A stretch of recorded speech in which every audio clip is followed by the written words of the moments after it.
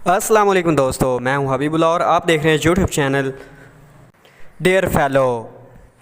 आज मैं आपसे बहुत बड़ी ख़बर शेयर करने जा रहा हूं, जिसमें आपको बताऊंगा 12 क्लास के रिज़ल्ट आ चुके हैं, एफएससी और एफए के रिज़ल्ट आ चुके हैं, जिसमें बताऊंगा कौन कौन से बच्चे पास होंगे और कौन कौन से फेल होंगे।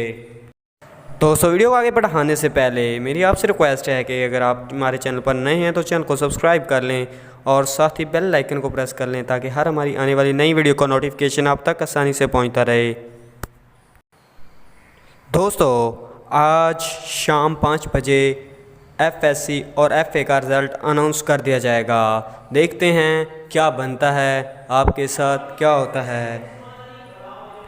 अल्लाह ताला आपको अच्छे नंबरों से पास करे। मेरी तो यही दुआ है कि अल्लाह ताला आपको अच्छे नंबरों से पास करे और आपकी खुशियाँ आपको लुटा दे, क्योंकि जब स्टूडेंट्स पेपर दे के आते हैं तो बहुत ही खुश होते हैं। जब रिज़ल्ट आता है तो बहुत गमज़दा हो जाते हैं क्योंकि नंबर्स थोड़े आते हैं। अल्लाह ताला आपके नंबर्स और आपकी खुशियाँ आपको दे।